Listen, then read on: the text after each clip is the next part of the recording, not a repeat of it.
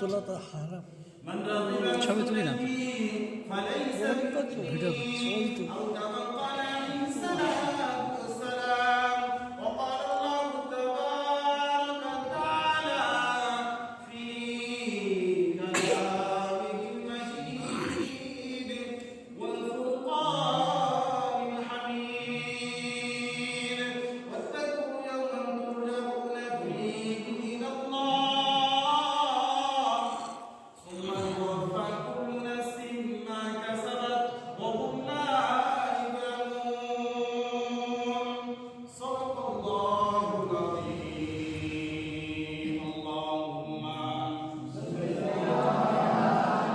سيدنا مولانا وعلى آل سيدنا مولانا محمد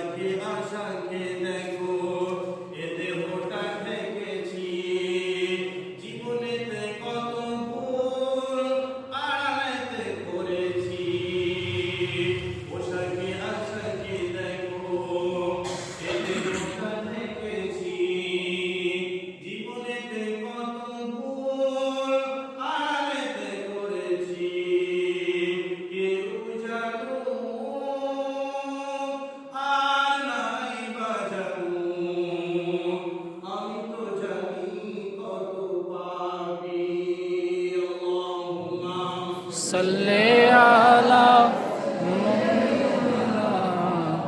مولانا محمد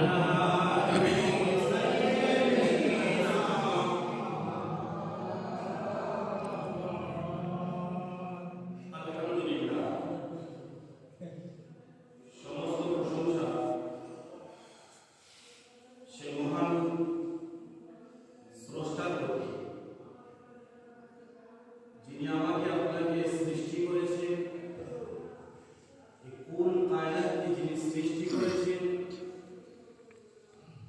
জানার ইশারা ছাড়া নদীর পানি উত্তাল হয় না, জানার ইশারা ছাড়া গাছ থেকে একটা শুকনো পাতা পড়ে না, যার ইশারা ছাড়া আকাশের বৃষ্টি জমিতে পড়ে না, তিনি হলেন আল্লাহ। কোরআনে কারিমে আল্লাহ সুবহানাহু ওয়া তাআলা বলেছেন, লা ইন শাকারতুম লা আযীদান্নাকুম ওয়া লা ইন কাফারতুম ইন আযাবি লাশাদীদ। আমি আল্লাহ রাব্বুল আলামিন আমার বান্দাদের উপরে যে সমস্ত নিয়ামতগুলো দিয়েছি, সেই বান্দা যদি তার প্রতি শুকরিয়া জ্ঞাপন করে, আল্লাহ সুবহানাহু ওয়া তাআলা সেই নিয়ামতকে আরো বাড়িয়ে দেয়। আপনি মনে মনে ভাবুন, যে মানুষটা দুটি চোখ নেই, সে মানুষটার কাছে চোখের কত দাম সে মানুষটা বুঝতে পারে। যে মানুষটার পা নেই, সেই মানুষটাকে জিজ্ঞাসা করুন একটা পায়ের কত দাম। যে মানুষটা আজকে হসপিটালের বেডে অসুস্থ হয়ে শুয়ে আছে, সেই মানুষকে জিজ্ঞাসা করুন সুস্থতার কত দাম। আল্লাহ সুবহানাহু ওয়া তাআলা আমাকে আপনাকে চোখ দিয়েছেন, হাত পা অঙ্গ প্রত্যঙ্গ দিয়েছেন এবং সুস্থ করে রেখেছেন। এমন টোটাল দেহ নিয়ে আমি আপনি আল্লাহর দরবারে কবার শুকরিয়া আদায় করেছি। কোরআনের আয়াত এসেছে সূরা কাহফের একদম লাস্টে, কুল্লাউ কানাল বাহর, পৃথিবীর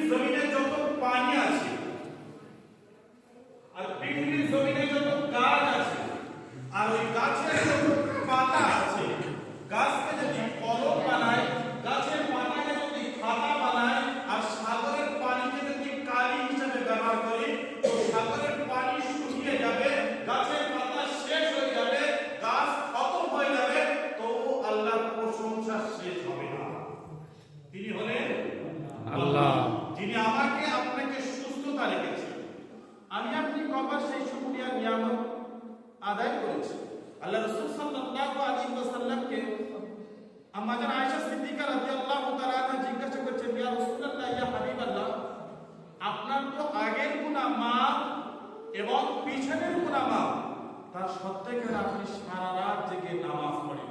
যে রাসূলের, যে নবীর আগের গুনাহ মাফ ছিল, পরের গুনাহ মাফ ছিল, সেই নবী তাহাজ্জুদ নামাজে কোরআন শেষ করেছে, নিজের পাপ খুলে গিয়েছে, মশা কামড় দিচ্ছে, যে পায়েতে পাপ খুলে গিয়েছে, সেই নবী সারা রাত জেগে নামাজ পড়েছে। যে নবীর আগের গুনাহ মাফ, পিছনের গুনাহ মাফ, আমার আপনার তো কিছু নয়। নবীকে জিজ্ঞাসা করে, আপনি কেন নামাজ পড়েন? নবী বললে, উত্তরে বললেন, ও আয়েশা শোনো, আমি আল্লাহর কাছে শুকরিয়া আদায় করার জন্য নামাজ পড়ি। আল্লাহর কাছে শুকরিয়া আদায়ের জন্য নামাজ পড়ি। আমি আপনি সুস্থ দেহ নিয়ে, সুস্থ বডি নিয়ে, আমি আপনি যখন মুয়াজ্জিন হাকায় ইয়া সালাহ,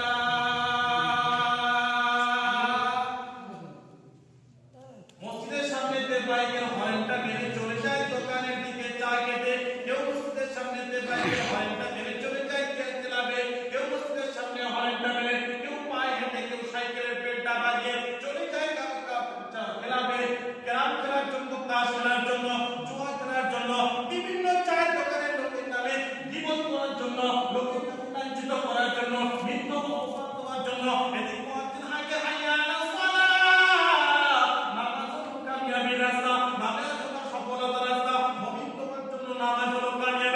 এই নামাজকে আল্লাহ সুবহানাহু ওয়া তাআলা সমস্ত মুমিনকে প্রশ্ন করা হবে, যার নামাজের ক্যাটাগরিতে, নামাজের সাবজেক্টে যে পাস হবে, সে পুরুষে পাস হবে, যে নামাজের খাতায় যে ফেল করে যাবে, ও সব জায়গাতে ধরা পড়ে যাবে।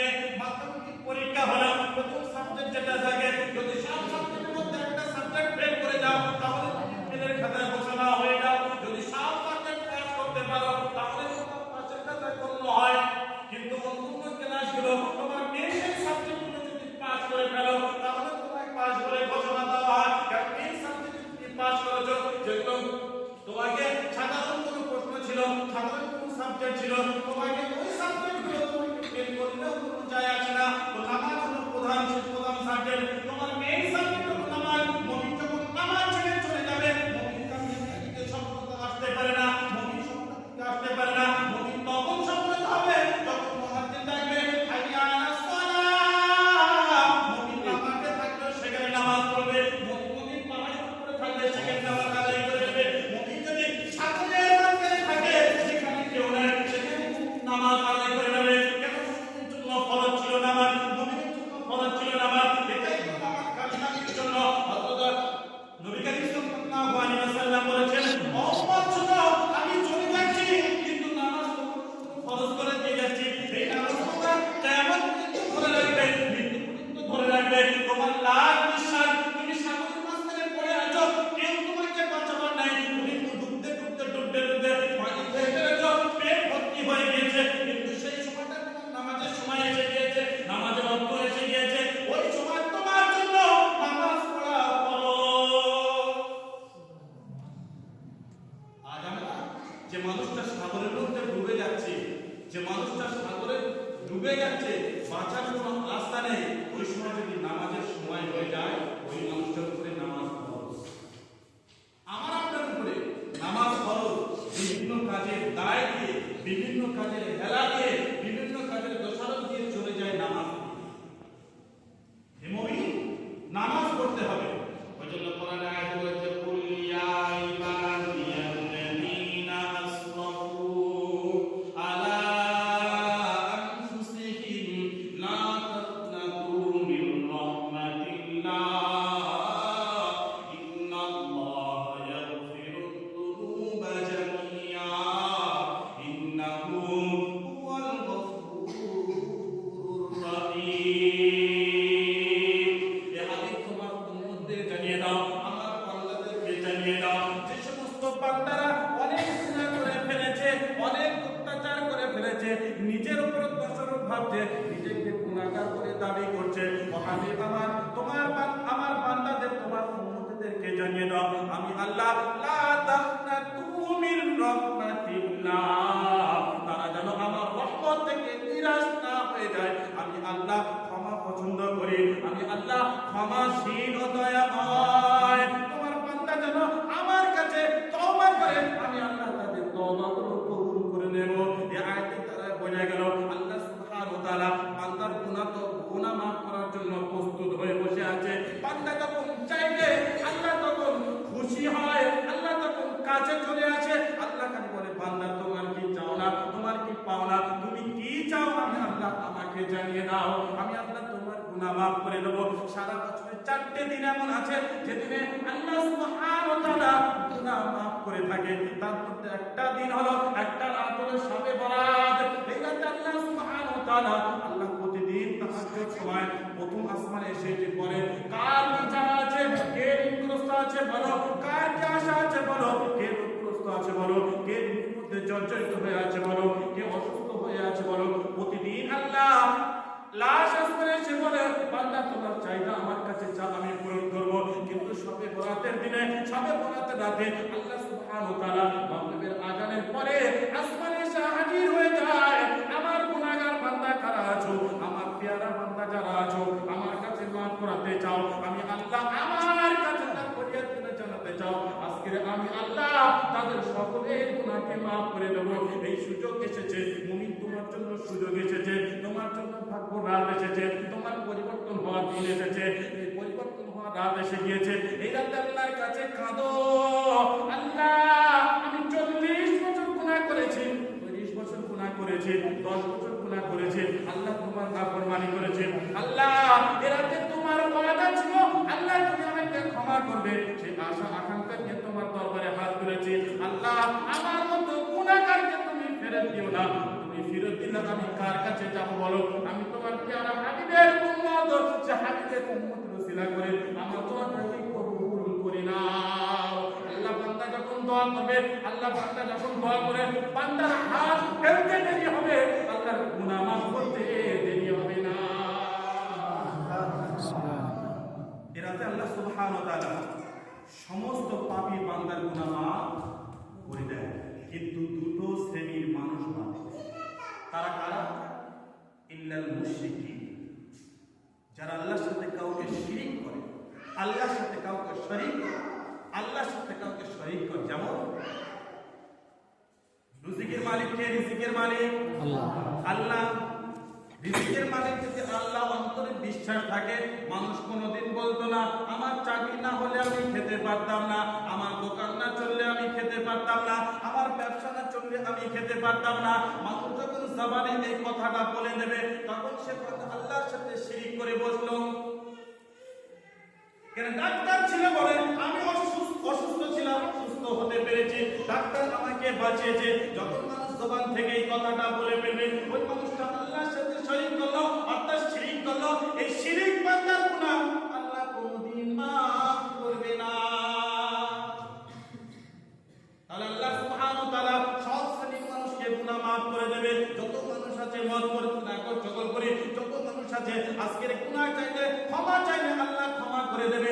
বান্দা যখন ক্ষমা চাইবে, আল্লাহ তখন ফেরেশতাদের বলবে, ও ফেরেশতা, আমার ওই বান্দা মসজিদে বসে আছে, আমিনা মসজিদে বসে আছে, একবারে চোখের পানি কেঁদে ফেলেছে, আল্লাহ আমার গুনাহটা মাফ করে দাও। পৃথিবীতে আমি গুনাহ করেছি, পৃথিবীর কোনো মানুষ বুঝতে পারে নাই আমি গুনাহ করেছি, কোনো পিকনিক তো জানতে পারে না। রব্বুল আলামিন, তুমি তো সামিউন বাসীর, তুমি তো সব দেখছো, সব শুনেছো, কিন্তু তোমার কাছে নির্জনে বসে আমি আমার গুনাহ তওবা করছি, আমি আমার গুনাহ ক্ষমা চাচ্ছি।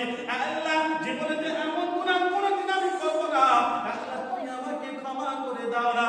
আল্লাহ ফেরেশতাদেরকে ডেকে বলে, ও ফেরেশতা যাও, আমার বান্দা আমার কাছে চেয়েছে, আমি তো রহমান, আমার বান্দার হাত নামানোর আগে তার জীবনের সব গুনাহগুলোকে মাফ করে দাও। সুবহানাল্লাহ। সমস্ত শ্রেণীর মানুষ আল্লাহ সুবহানাহু ওয়া তাআলা গুনাহ মাফ করে দেবে। কয় শ্রেণীর মানুষ ব্যতীত? দুই শ্রেণী। এক হলো যে আল্লাহর সাথে শিরক করলো, দুই নম্বর কি? আও মুশাহিদ, অর্থাৎ যে মানুষটা হিংসা করে, যে মানুষটা হিংসা করে, আল্লাহ সুবহানাহু ওয়া তাআলা এই রাতে মানুষ গুনাহ ক্ষমা করবে না। ওই মানুষকে যত তওবা করুক আল্লাহ ক্ষমা করবে না। কেন? হিংসা করে। হিংসা করলে তার ঈমান দুর্বল হয়ে যায়, তার জাহান্নামের দিকে মানুষ ধাবিত হয়ে যাচ্ছে। সে মানুষটা যখন অপরকে হিংসা করে তখন আল্লাহ আনন্দিত হয়ে যায়, ফেরেশতা তার জন্য অভিশাপ করতে থাকে। কেন এই মানুষটা হিংসা করে, এই মানুষটা হিংসা করে। আল্লাহ সুবহানাহু ওয়া তাআলা হিংসা মানুষকে দেখতে পারে না। তাই 2 নম্বর হলো হিংসা করে যে ব্যক্তি, ওই ব্যক্তির গুনাহ আল্লাহ সুবহানাহু ওয়া তাআলা মাফ করবে না। আজ থেকে আমরা এখানে বসে আমরা তওবা করি, আল্লাহ আমরা হয়তো অজান্তে হিংসা করে ফেলেছি কারোর প্রতি। আল্লাহ ভুল বশত কারোর প্রতি শয়তানের ধোঁকা পড়ে, নফসের ধোঁকা পড়ে আল্লাহ কারোর প্রতি কোনো বিষয় হিংসা করে ফেলেছি, আল্লাহ আমাকে ক্ষমা করে দাও। আর জীবনে তো এমন গুনাহ করব না, এই হিংসা তওবা করতে হবে আমাকে। কেন আল্লাহ তাআলা দোয়া কবুল করবে না, আর আল্লাহ যাকে দোয়া কবুল করবে না ওই মানুষটার ঠিকানা হবে জাহান্নাম। আল্লাহ যে মানুষটা ক্ষমা করবে ওই মানুষটার ঠিকানা কোথায় হবে? জাহান্নাম। বান্দা চাইতে দেরি আল্লাহ দোয়া করতে কবুল করে না। যেমন এক মন্ত্রী, এক পুরোহিত, তিনি জপ করছে, তিনি জিকির করছে, কি বলে? তাদের জিকির সালাম সালাম সালাম সালাম সালাম সালাম। পুরোহিত যখন এই জিকিরটা করতে থাকে, মন্ত্রী বসে তারা 24 ঘন্টা জিকির করে, কত 40 বছর হয়ে গেছে জিকির করে, একটা জিকির করে সেটা হলো সালাম সালাম সালাম সালাম। এই জিকিরটা করতে করতে করতে করতে হঠাৎ একদিন যখন রাতের অন্ধকার হয়ে গেছে, ওই পুরোহিতটা যখন জিকির করতে করতে সালাম সালাম এই জিকিরটা করতে করতে হঠাৎ তার মুখ থেকে সামাদ পার হয়ে গেছে, সঙ্গে সঙ্গে গাইবে আওয়াজ আসছে লাব্বাইক ইয়া আব্দি লাব্বাইক ইয়া আব্দি লাব্বাইক ইয়া আব্দি। চতুর্দিক থেকে আওয়াজ আসছে লাব্বাইক ইয়া আব্দি লাব্বাইক ইয়া আব্দি। সঙ্গে সঙ্গে পুরোহিত ভাবলো আমি 40 বছর সালাম সালাম বলেছি, আমার ডাকে তো সাড়া দিল না কেউ, কিন্তু আমি ভুল করে একবার সামাদ করে ফেলেছি। চতুর্দিক থেকে আওয়াজ আসছে লাব্বাইক ইয়া আব্দি লাব্বাইক ইয়া আব্দি। আল্লাহ সুবহানাহু ওয়া তাআলা ফেরেশতারা বলছে আল্লাহ ও তো আপনাকে ভুল বসে ডেকেছে, ও তো আপনাকে ভুল বসে ডেকেছে, আপনাকে ইচ্ছাকৃতভাবে ডাকে নাই, ও তো ভুল করে ডেকেছে, ও তো ডাকতে চাইছিল সালাম, কিন্তু ভুল করে আপনার নাম তো সামাদ। কুল হুয়াল্লাহু আহাদ আল্লাহুস সামাদ লাম ইয়ালিদ ওয়া লাম ইউলাদ ওয়া লাম ইয়াকুল লাহু কুফুয়ান আহাদ। রব্বুল আলামিন আপনার সেই সামাদ নামটা ভুল করে ফেলেছে। আল্লাহ ফেরেশতাদেরকে বলছে ও ফেরেশতা শোনো, আমার বান্দা ভুল করে হোক আর জেনে হোক, অজ্ঞানে হোক আর সজ্ঞানে হোক, আমি আল্লাহ আমার নাম যখন দেখেছে আমি তো রহমান, আমি পৃথিবীর 70 মাইল জায়গা বলে তার থেকে বেশি আমার বান্দাকে ভালোবাসি। আমার বান্দা যখন সামাদ নামটা দেখেছে আমার রহমতের জোশ এসে গিয়েছে, আমি ওই বান্দার জীবনের গুনাহ ক্ষমা করে দিলাম। আল্লাহ রাব্বুল আলামিন আমাকে ডাকো না, তোমার যদি জুতার ফিতা ছিঁড়ে যায় সেটা আমি আল্লাহ আমাকে জানি, আমি আল্লাহ আমাকে জানি। সেই ভাগ্য রাত এসেছে আজকে, সেই ভাগ্য রাত এসেছে আমরা এই রাতে আল্লাহ সুবহানাহু ওয়া তাআলার কাছে সে আমাদের যত আরজি আছে আল্লাহর কাছে পেশ করব, আর বিগত যা গুনাহ করে ফেলেছি সেই গুনাহ তওবা করব, করব ইনশাআল্লাহ। ইনশাআল্লাহ বেশি লম্বা চলা না, কয়েকটি কথা। এই শবে বরাত এটা কোথা থেকে আসে?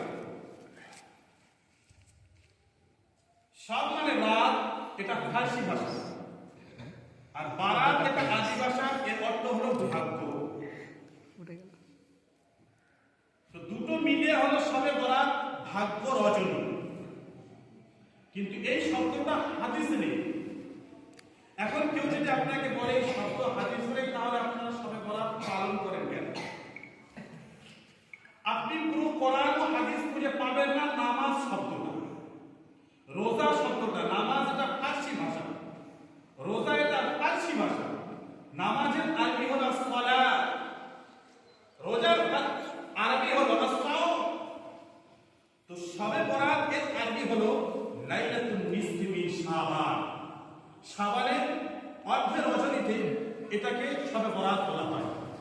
রাসূলুল্লাহ সাল্লাল্লাহু আলাইহি ওয়াসাল্লাম আম্মাজান আয়েশা সিদ্দিকা রাদিয়াল্লাহু তাআলা আনহার হুজরাতে ছিলেন। যখন গভীর রাত হয়েছে, শবে বরাতের করণীয়টা শিখে নিই আমরা। যখন গভীর রাত হয়েছে, আম্মাজান আয়েশা সিদ্দিকা রাদিয়াল্লাহু তাআলা আনহা বর্ণনা করেন যে আমি নবীজি সাল্লাল্লাহু পেলাম না। নবীজিকে আমার শ্বাসে ফেরার না, আমার দুশ্চিন্তা বেড়ে গেল যে মুহাম্মদ রাসূলুল্লাহ সাল্লাল্লাহু আলাইহি ওয়াসাল্লাম তিনি অন্য কোন বিবির ঘরে গেল, আজকে তো আমার দিন ছিল। এই কথা চিন্তা করতে করতে আম্মাজান আয়েশা সিদ্দিকা রাদিয়াল্লাহু তাআলা আনহা তার হুজরা থেকে পার হয়েছে। পার হয়ে আর তাকালে জান্নাতুল বাকির দিকে রাসূল করিম সাল্লাল্লাহু আলাইহি ওয়াসাল্লাম যে সমস্ত আত্মীয় স্বজন দুনিয়া ছেড়ে চলে গিয়েছে, কবরবাসী ফেরেশতারা হয়ে গেছে, তাদের জন্য দুটো হাত তুলে আল্লাহর কাছে দোয়া করে, রব্বানা ওয়াগফির লানা যুনুবানা ওয়া কাফির আন্না সাইয়্যাতিনা ওয়া তাওফানা মাআল আবরার। গভীর রজনীতে আল্লাহ রাসূল সাল্লাল্লাহু আলাইহি ওয়াসাল্লাম জান্নাতুল বাকির পাশে দাঁড়িয়ে মুনাজাত শুরু করে দিলেন। আর আল্লাহ সুবহানাহু ওয়া তাআলা ফেরেশতাদের বলছে, ও ফেরেশতারা, আমার হাবিব আমার কাছে হাত তুলেছে, হাবিব যা চায় আজকে তাই দিয়ে দাও। রাসূল করিম সাল্লাল্লাহু আলাইহি ওয়াসাল্লাম যখন জান্নাতুল বাকি থেকে ফিরে বাড়ি থেকে আসলো, তখন আমাদের আয়েশা সিদ্দিকা রাদিয়াল্লাহু তাআলা আনহাকে জিজ্ঞাসা করছে, আয়েশা, তুমি কি ভাবছো মুহাম্মদ এবং তার আল্লাহ তোমার উপর জুলুম করছে? বলছে, ইয়া রাসূলুল্লাহ, ইয়া হাবিবাল্লাহ, বিয়াদবি মাফ করবেন। আপনি যখন আমার পাশে ছিলেন না, তখন আমি মনে মনে ভেবেছি হয়তো অন্য কোনো হুজরাতে গিয়েছে। ইয়া রাসূলুল্লাহ, ইয়া হাবিবাল্লাহ, আমাকে মাফ করবেন। তখন রাসূল করিম সাল্লাল্লাহু আলাইহি ওয়াসাল্লাম বলছে, আয়েশা, তুমি কি জানো না আজকে শবে বরাতের রাত, আজকে ভাগ্য রজনী। আল্লাহ সুবহানাহু ওয়া তাআলা আরবের যত ছাগল আছে, সেই ছাগলের যত পশম আছে, তার থেকে বেশি মানুষের আল্লাহ ক্ষমা করে দেয়, আল্লাহ গুনাহ মাফ করে দেয়, আল্লাহ তাকে মাসুম বানিয়ে দেয়। আয়েশা, তুমি কি জানো না আজকে সেই রাত? আয়েশা, তুমি কি জানো না আজকে সেই ভাগ্যর রাত? আম্মা জান আয়েশা সিদ্দিকা রাদিয়াল্লাহু তাআলা আনহা বলেন, ইয়া রাসূলুল্লাহ, ইয়া হাবিবাল্লাহ, আমি বুঝতে পারিনি, আমাকে ক্ষমা করে দিন। এই রাতের ফায়দা কি হলো? তাহলে কি বুঝলাম? যে নির্জনে বসে আমার গুনাহ আল্লাহর কাছে ক্ষমা করতে হবে। আমার রোগ হয়েছে, আমার রোগ হয়েছে, প্রতিবেশী ডাক্তারের কাছে বললে ওষুধ ঠিকমতো পাওয়া যাবে না। রোগ হয়েছে আমার, ডাক্তারের কাছে খুলে আমাকে বলতে হবে, ডাক্তার সেই মতো ওষুধ দেবে আমাকে। তো রোগ হয়েছে আমার, আমার কি সমস্যা কোনো হুজুর জানে না, দোয়া করবে ঢালা হবে, হুজুর তার জন্য চেয়ে নেবে।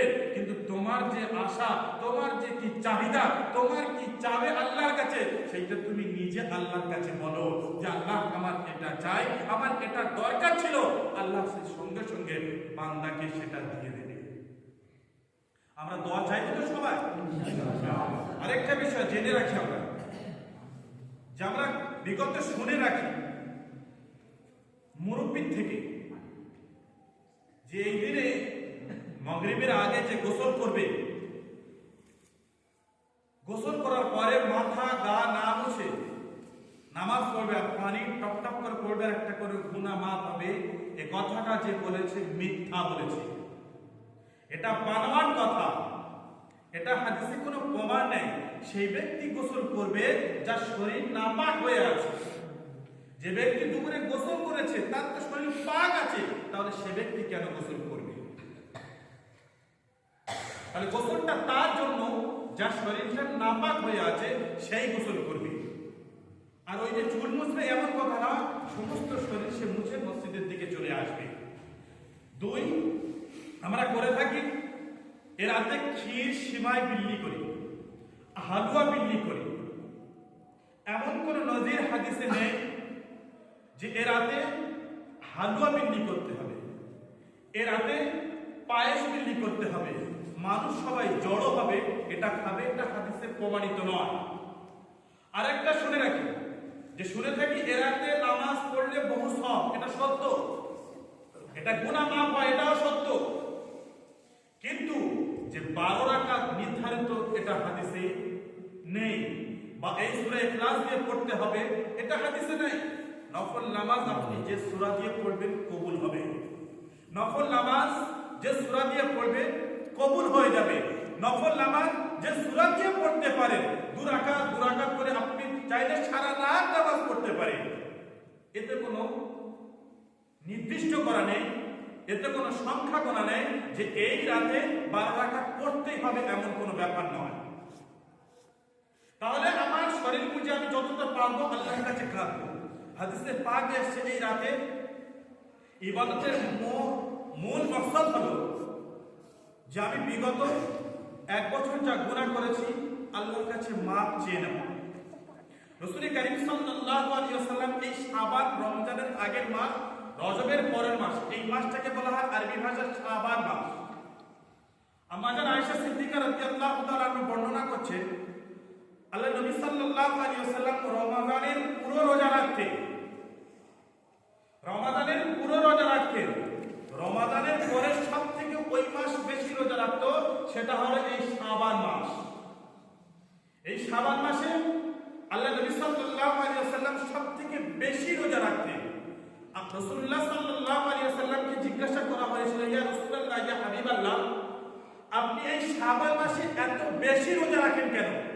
রাসূল কারীম সাল্লাল্লাহু আলাইহি ওয়াসাল্লাম বলেছেন, ও আমার সাহাবারা শোনো, মানুষ সারা বছর যা আমল করেছে এই শাবান মাসে আল্লাহর দরবারে সেই আমলটা পেশ হয়, তার হিসাব নিকাশ কমপ্লিট করা হয়। আমি রাসূল চাই আল্লাহর দরবারে যখন আমার বিচারটা যাবে, আমার হিসাব নিকাশটা যাবে, যেন রোজা অবস্থায় যায়। তাই আমি রাসূল এই মাসে সবথেকে বেশি রোজা রেখেছি। কিন্তু এই মাসে 2 দিন রোজা রাখা মাকরুহ আছে, নিষেধ আছে। সেদিন কোন দিনটা? রোজার ঠিক 2 দিন আগে। কেন? এই 2 দিন রোজা রাখলে কষ্ট হতে পারে উম্মতের, রমাদানের রোজা না রাখতে পারে। হযরত রাসূল কারীম সাল্লাল্লাহু আলাইহি ওয়াসাল্লাম বলেছেন, এই 2 দিন তোমরা রোজা রাখবে না। সেটা কোন দিন? রোজার ঠিক 2 দিন আগে, 28, 29 বা 29, 30, যে তারিখে শাবান মাস শেষ হয়ে যাবে। তাহলে বোঝা গেল এই মাসে কোনো বান্দা গোটা মাস রোজা রাখতে পারে না।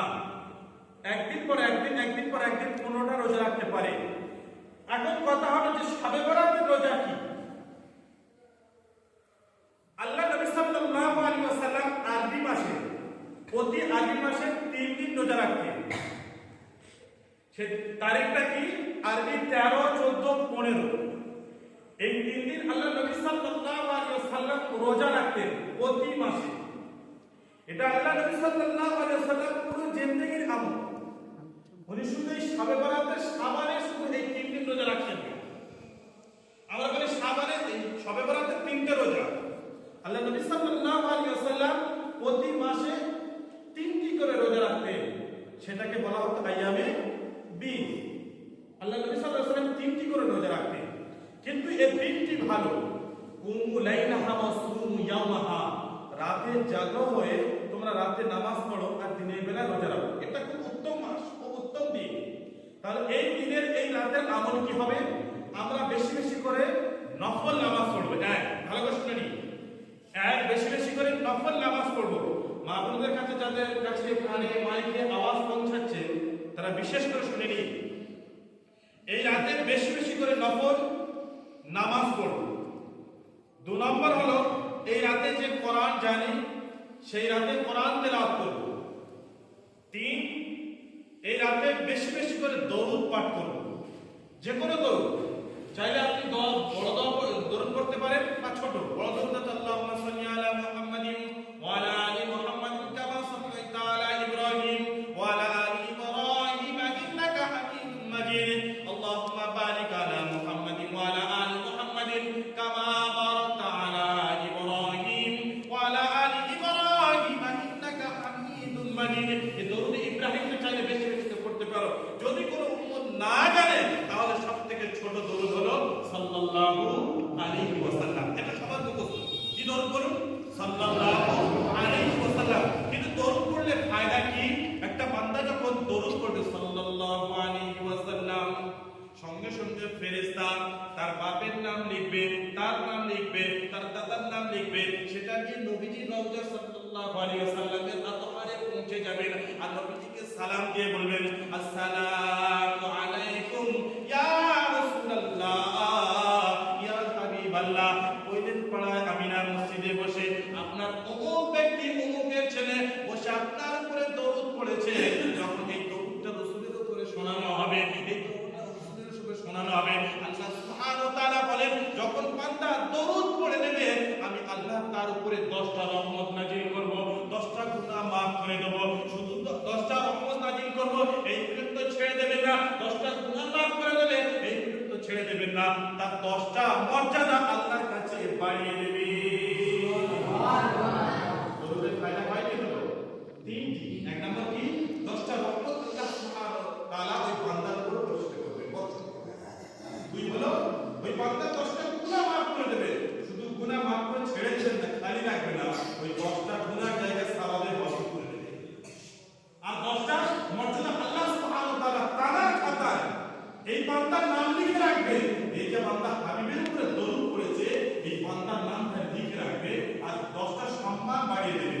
যে বান্দা যত দরুদের সাথে ভালোবাসবে, দরুদের সাথে সম্পর্ক রাখবে, তার মর্যাদা আল্লাহ সুবহানাহু ওয়া তাআলা বাড়িয়ে দেবে। ওই বান্দা যদি কোনো বিপদে পড়ে, আল্লাহ সুবহানাহু ওয়া তাআলা গায়বী সাহায্য করবে। বান্দা যদি কোনো বিপদে পড়ে, তো গায়বী কোনো সাহায্য করবে। তিন। চার নম্বর কি? ইস্তেগফার বেশি বেশি করা।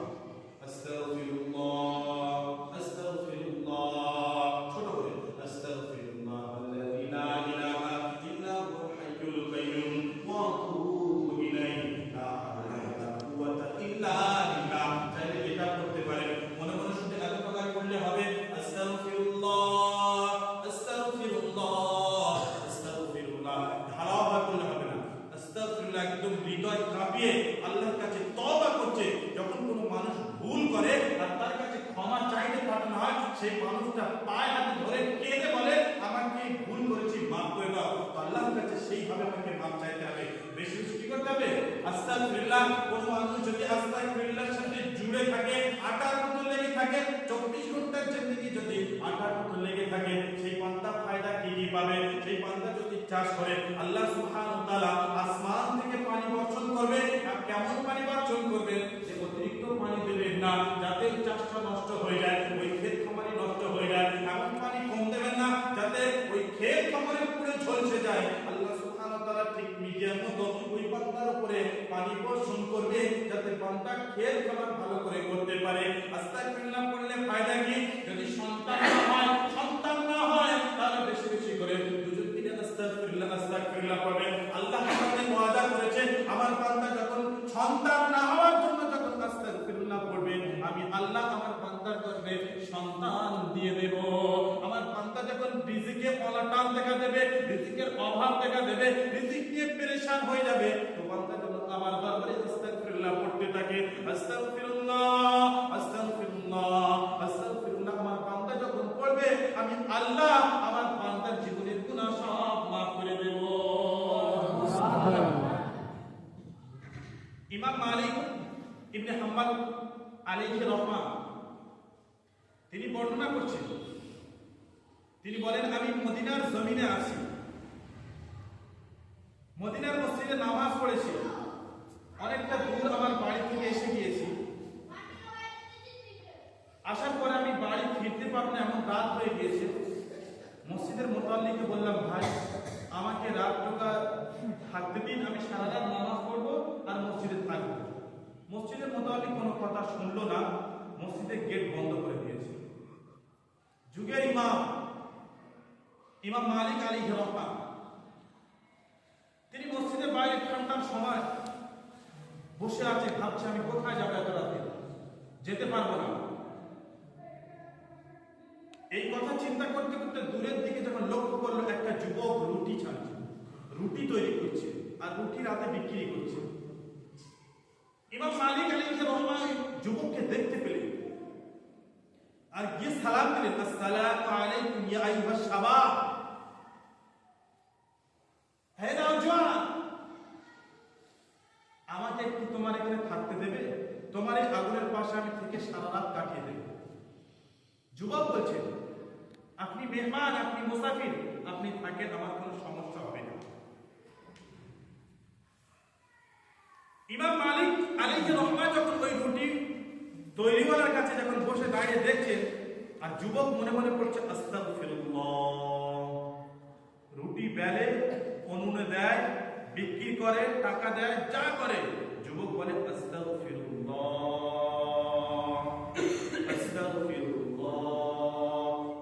মালিক আলাইহির রহমা আশ্চর্য হয়ে গেল, যুবক তুমি এত ঘন ঘন আস্তাগফিরুল্লাহ কেন করছো?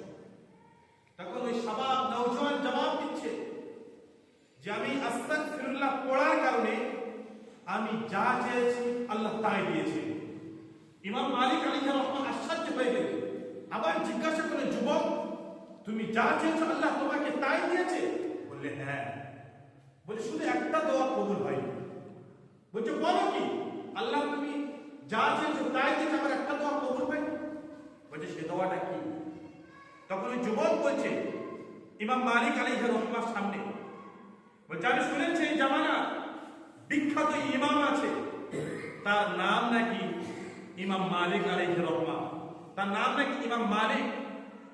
আমি তার সাথে সাক্ষাৎ করতে চাই। আমি আল্লাহর কাছে দোয়া করেছি, আল্লাহ আমি যুগের মুহাদ্দিস, আমি তার সাথে সাক্ষাৎ করতে চাই, তারাকে এক নজরে দেখতে চাই, তার হাতে মুসাফাটা করতে চাই। আল্লাহ আমার এই দোয়াটা আপনি কবুল করেন। সেই যুবক বলছেন, মুরব্বী মুসাফির, আল্লাহ শুধু এই দোয়াটা কবুল করেন নাই। সঙ্গে সঙ্গে ইমাম মালিক আলাইহির রহমা চোখ দিয়ে দুটো পানি অঝরনরে ঝরে গিয়েছে। আর যুবককে বলছে, যুবক আল্লাহ তোমার এই দোয়াটা আজকে কবুল করে নিয়েছেন। তখন যুবক জিজ্ঞাসা করছেন, মুসাফির কোন দোয়াটা? বলে যে দোয়াটা তুমি আমার কাছে বললেন যে যুগের মুহাদ্দিসের সাথে সাক্ষাৎ করতে চাই, আমি হলাম সেই যুগের মুহাদ্দিস ইমাম মালিক। আস্তাগফিরুল্লাহ পড়ার কত ফায়দা দেখুন। আস্তাগফিরুল্লাহর সাথে কোনো বান্দা যদি জুড়ে যায়, আল্লাহ সুবহানাহু ওয়া তাআলা যত মুসিবত থাক, যত কষ্টের মধ্যে থাক, আল্লাহ সুবহানাহু ওয়া তাআলা সেটা আসান করে দেবে, সহজ করে দেবে।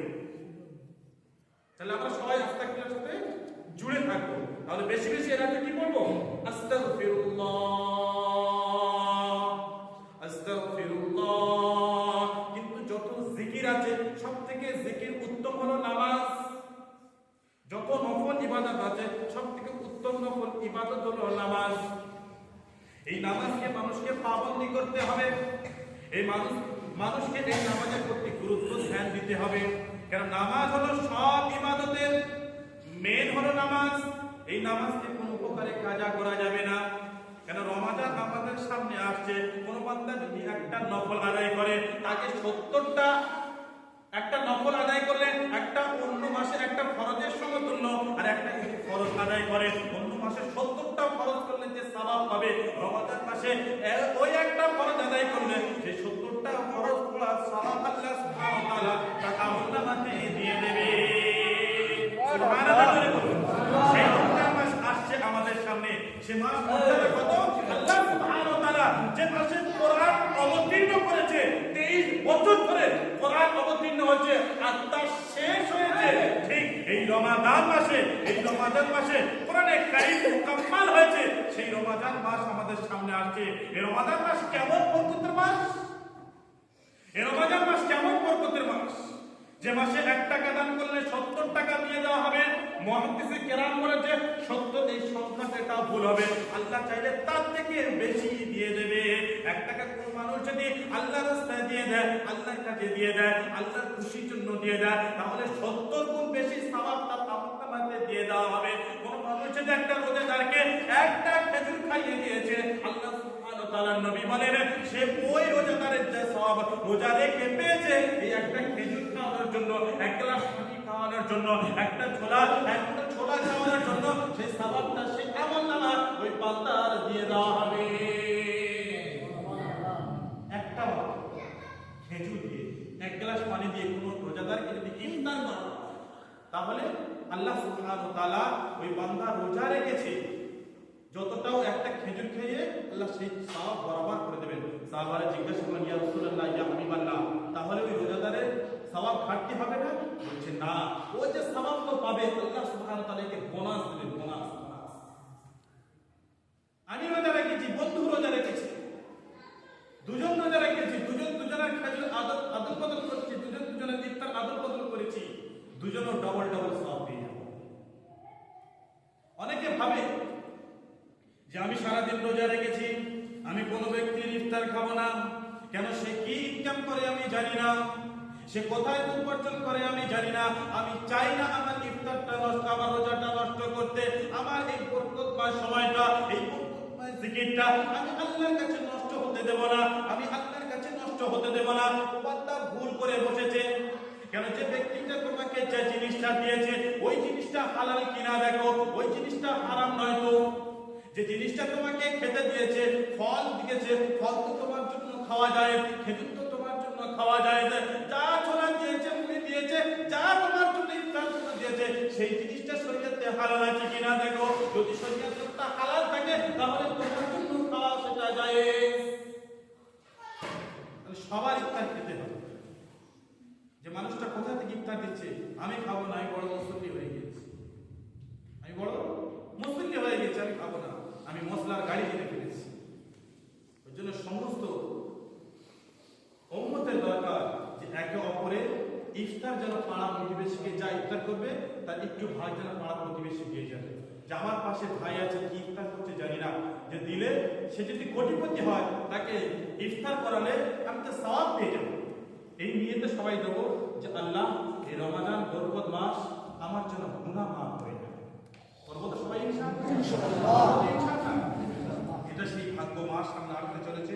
রাসূল কারীম সাল্লাল্লাহু আলাইহি সাল্লাম বলেছেন যে রমাদান মাস পেয়েছে, এই যে রমাদান মাস পেয়েছে আর সে নিজের গুনাহ মাফ করাতে পারলো না, যে নিজের গুনাহ আল্লাহর কাছে ক্ষমা করাতে পারলো না, আল্লাহ রাসূল সাল্লাল্লাহু আলাইহি সাল্লাম বলেছেন ওই বান্দা ধ্বংস হয়ে যাবে। কেন? যে গুনাহ আগে রমজান পেয়েছে আর নিজের গুনাহ আল্লাহর কাছে ক্ষমা করাতে পারলো না, ওই বান্দা যেন ধ্বংস হয়ে যায়। তাহলে মাহে রমজান দিয়েছে, মাহে রমজান দিয়েছে আল্লাহ সুবহানাহু ওয়া তাআলা, সেই মাসটা আমরা কাজে লাগাবো ইনশাআল্লাহ। একটা মানুষ যদি মারা যায়, দুনিয়াতে মানুষ থাকলে ইনকাম করার রাস্তা থাকে, কিন্তু একটা মানুষ যখন মারা যায়, দুনিয়া ছেড়ে চলে যায়, তখন ওই মানুষটার ইনকাম কি আমরা জানি? ওই মানুষটার ইনকাম কি আমরা জানি? যে মানুষটা দুনিয়া ছেড়ে চলে গেছে, ওই ইনকাম আবার কি? ওই মানুষটার সওয়াব তো বন্ধ হয়ে গেছে। ওই মানুষটার সওয়াব দুনিয়াতে কিভাবে যাবে? কেন সে তো নামাজ পড়ে না, কেন কবর শুয়ে আছে, নামাজ পড়তে পারবে না, রোজা রাখতে পারবে না, তাহলে ওই মানুষটার কাছে সওয়াব কিভাবে পৌঁছাবে? একটু কথা বলি, ওই মানুষটার কাছে সওয়াব কিভাবে পৌঁছাবে? রাসূলুল্লাহ সাল্লাল্লাহু আলাইহি সাল্লাম বলেছেন সদকা জারিয়ার মাধ্যমে ওই মানুষটার কাছে সওয়াব পৌঁছানো যাবে।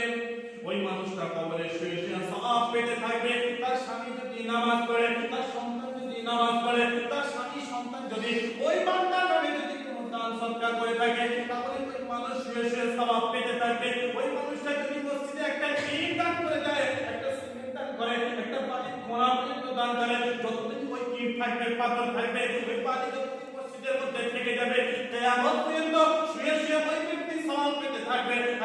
আর যদি মসজিদে নির্মাণের কাজে 1 টাকা 10 টাকা 500 টাকা দিয়ে দেয়, তো কিয়ামতের দিন আল্লাহ সুবহানাহু ওয়া তাআলা তার জন্য একটা মহল বানিয়ে দেবে। মহলটা কেমন হবে? রাসূলুল্লাহ সাল্লাল্লাহু আলাইহি ওয়াসাল্লামকে জিজ্ঞাসা করলো, ইয়া রাসূলুল্লাহ, ইয়া হাবিবাল্লাহ, মহলটা কেমন হবে? রাসূলুল্লাহ সাল্লাল্লাহু আলাইহি ওয়াসাল্লাম বলেছেন তোমার চোখের দৃষ্টি যতদূর যাবে তোমার মহলটা তত বড় হবে, তোমার মহলটা তত উচ্চ হবে, তোমার মহলটা তুমি ডান দিকে তাকাবে, যত দূর তোমার চোখ দেখতে পায় তত বড় তোমার মহলটা হবে, বাম দিকে তাকাবে তোমার চোখের দৃষ্টি যত দূর পর্যন্ত যাবে তোমার মহলটা তত বড় হবে। কোন বান্দাই মহলটা পাবে? যে বান্দা মসজিদের জন্য একটা ইট দান করে চলে গিয়েছে, একটা সিমেন্ট দিয়ে চলে গিয়েছে, একটা পানি দিয়ে চলে গিয়েছে, কবরে শুয়ে শুয়ে ওই বান্দা সওয়াব পেতে থাকবে। কবরে চলে গেলে এটা নেকি কামানোর রাস্তা।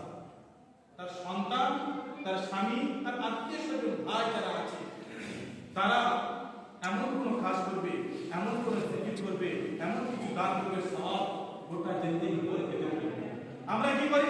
আমার বাপ মারা গিয়েছে, আমার মা মারা গিয়েছে, আমার ভাই মারা গিয়েছে, আমি বড় একটা মিলাদ করে দিলাম, 400 লোক খাবে, বড় বড় ময়চাটা জবাই করে দিলাম, মানুষ খেয়ে চলে গেল, লক্ষ ভরে মানুষ গাড়ি দিয়ে চলে যাবে, ঝাল বেশি হলে বলে খানা করেছে ভালো, এত পরিমাণ ঝাল হয়েছে খেতে পারলাম না, আবার বলবে আমি কতটা বেশি খেতে পারি নাই, আমার বললে আমাকে হিংসা করে টাকা বেশি দিয়ে চলে গেছে। মানুষ সবাই সবার কথা বলতে থাকবে, যে যার মতো কথা বলবে, কেউ ভালো করবে না, সে দোয়া করবে না, খেয়ে চলে গেল, ওই তো ভুলে গেল। কিন্তু ওই ব্যক্তি যদি যে টাকাটা খরচা করেছে মিলাদের জন্য, যে টাকা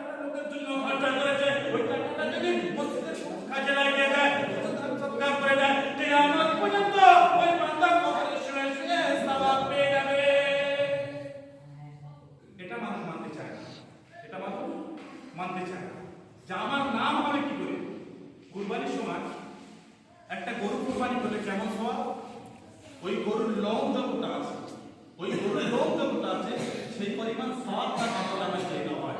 তো আপনি 1 লক্ষ টাকা দিয়ে একটা বড় গরু কিনেছেন, কতটা ফসল হবে? আর আপনি 1 লক্ষ টাকায় 3টে গরু কিনেছেন, তাহলে কতটা ফসল হবে? বুঝে নেবেন। যতটা ফসল হবে তার পরিমাণ গুনাহ মাফ হয়ে যাবে, সেই পরিমাণ তার সওয়াব আমলনামায় দিয়ে দেওয়া হবে। মানুষ সেটা করবে না, 1 লক্ষ টাকাতে বড় গরু কিনবে, আমার না হবে আমি কুরবানি দিচ্ছি। এটা তো মানুষ কম্পিটিশন জানে। দান করতে হবে, কুরবানি দিতে হবে খালিস নিয়তে, আল্লাহ যেন আমার উপর রাজি হয়, আল্লাহ যেন আমার উপর রাজি হয়। ওই সামনে আমাদের রমাদান আসছে।